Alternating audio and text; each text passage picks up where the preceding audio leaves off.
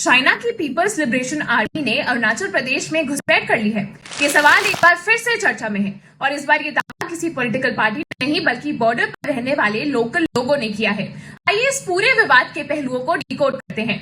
तो हुआ ये है, अरुणाचल प्रदेश के अपर सुबनसिरी डिस्ट्रिक्ट में रहने वाली ना ट्राइबल कम्युनिटी ने एक सीरियस अलार्म रेज किया है। उनका सीधा आरोप है कि Chinese army international border cross करके आगे बढ़ रही है। कम्युनिटी का क्लेम है कि पिछले 6 सालों में चीन ने उस मेजर पोर्शन पर कब्जा कर लिया है जो ट्रेडिशनली इन लोकल्स का था। उनका कहना है कि इस घुसपैठ की वजह से उनके हंटिंग, एग्रीकल्चर और ग्रेजिंग जैसी एक्टिविटीज में भारी रुकावट आ रही है। दावों के अनुसार इस इलाके में उनकी कई महत्वपूर्ण रिलीजियस साइट्स भी मौजूद हैं, जिन तक अब उनकी पहुंच कट गई है।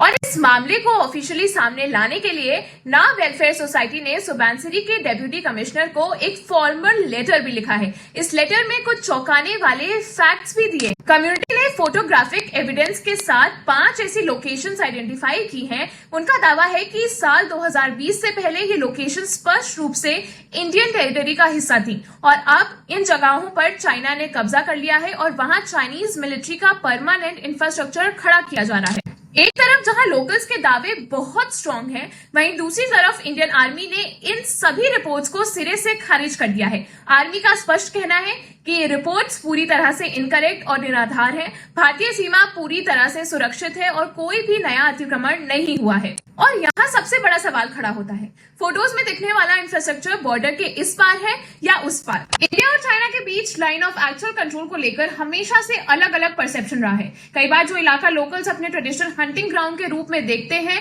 वहां ऑफिशियल डिमार्केशन ना होने की वजह से ऐसे कंफ्यूजन क्रिएट होते रहते हैं। लेकिन 5 स्पेसिफिक लोकेशंस का 2020 से पहले और बाद का जो डेटा लोकल्स दे रहे हैं, वो निश्चित तौर पर एक डिटेल इन्वेस्टिगेशन की मांग करता है।